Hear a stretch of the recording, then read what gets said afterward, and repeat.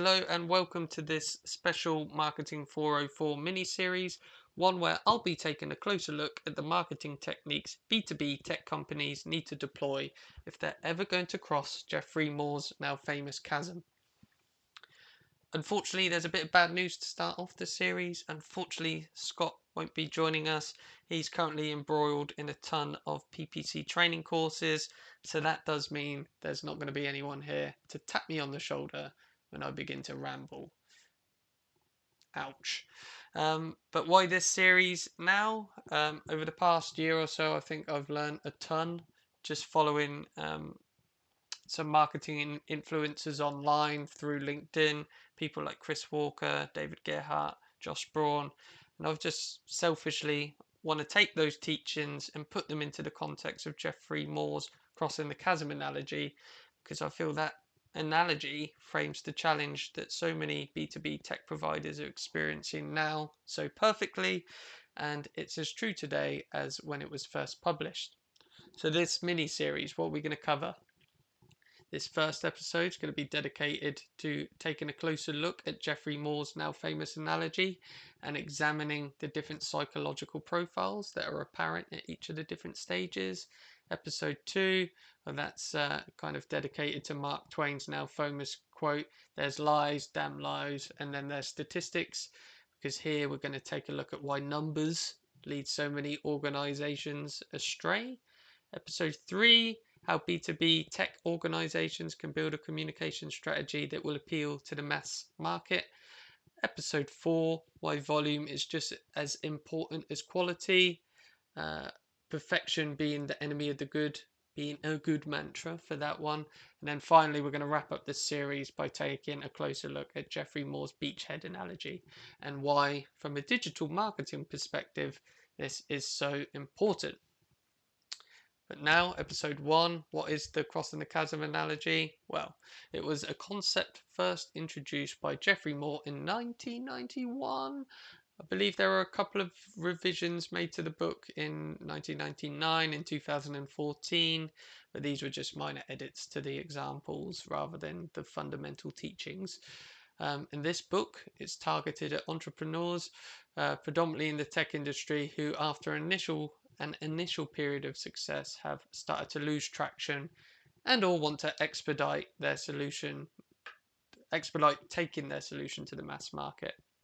And this whole book is framed using the technology adoption lifecycle, whereby there's a notable gap in between the early adopters and the early majority. More on this later.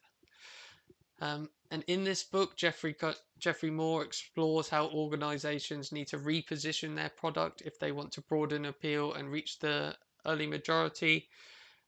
Because, as Geoffrey Moore explains within this book, within the technology adoption lifecycle, there are a number of different psychological profiles. That is to say, the innovators and early adopters of this world are much more interested in how your product works, whereas the early majority, well, they want you to get to grips with Simon Sinek's why. This book has stood the test of time, which is why I've thought it would be the perfect backdrop for a mini series. But you don't need to take my word for it. It's now sold over 1 million copies. Pretty darn impressive. So how do I know if this podcast is for me? How do I know if I've fallen victim of Geoffrey Moore's crossing the chasm analogy? Well, here's just a couple of symptoms that could highlight whether this is relevant for you.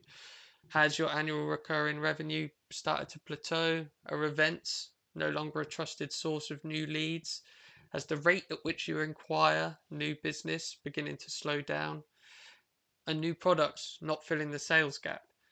Yet, despite all this, your sales team has probably never been bigger. Your CRM is practically bursting at the seams, and your product, well, this goes without saying, but it's never been bigger. So why all the above? Let's take a look at the technology adoption lifecycle. If you don't want to hear me stumble through an explanation of what this looks like. You might want to pause and Google crossing the chasm, and it'll be one of the first images you see. But for those who can't be bothered to do that, the technology adoption lifecycle is just shaped like a normal distribution curve. It's split into 5 segments, and on the left hand side we have the innovators and early adopters. Then there's a slight gap, the chasm, and next to it on the right hand side is the early majority, late majority, and then finally the laggards, but no one cares about those. Oh my god, I just dropped my notes. Blah, blah. Right. So now we're going to just quickly examine the different kind of psychological profile of each of the core groups, because the differences are huge. So first off, let's cast our attention to the innovators and early adopters. Who are they? Well, they're bona fide technophiles. As I've mentioned previously, they're much more interested in how your product works rather than the value it can bring. These guys were probably front of the queue when the mini disc player was released, whereas the rest of us held out for the iPod. How do you reach this audience? Well, good news is you don't need to do anything super fancy. Rudimentary tactics will probably suffice as long as messaging is product and bottom of the funnel focused. Because they want to stay ahead of the curve, they're likely to attend events, and they're more likely to engage with vendors if their kind of messaging is product focused. Again, you could target highly relevant industry magazines with product focused messaging, or you could kind of another good tactic would be to kind of try work with influencers within the same space they operate. Next up, if we tackle the early majority, these are an entirely different species, so scaling what's worked for the innovators won't work for them. That is to say, the tactics you deploy could work, but they could also might not work.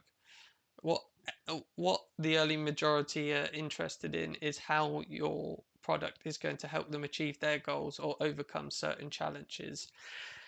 Typically, they require around 21 touches around a proposition before they feel comfortable engaging with sales.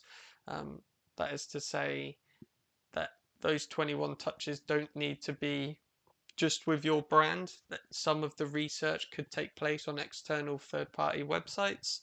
But to ensure you're front of the queue when they're ready to make that purchase decision, you need to create a content ecosystem that aligns to a shared opportunity with this product prospect and does everything you can to help them succeed.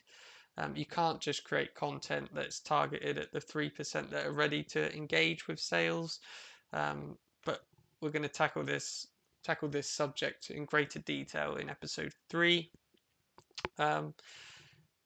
Geoffrey Moore's big on referenceability for this group, so have a read of his book if you have time, because he's kind of goes into a little bit more detail of the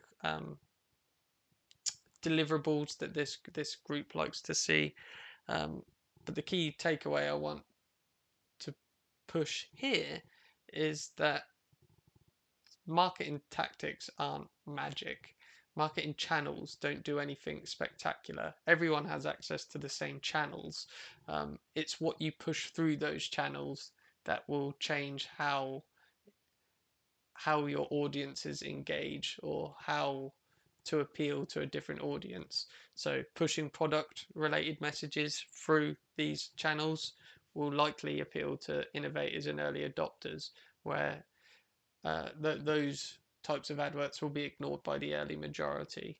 For them, we need to focus much more on value. I can see I'm running out of time. I know that was a super quick tour of Geoffrey Moore's Crossing the Chasm analogy. Hopefully it's whetted the appetite and you'll join me for episode 2. But for now, I'm going to have to say goodbye, and I hope to see you soon. Take care. Bye.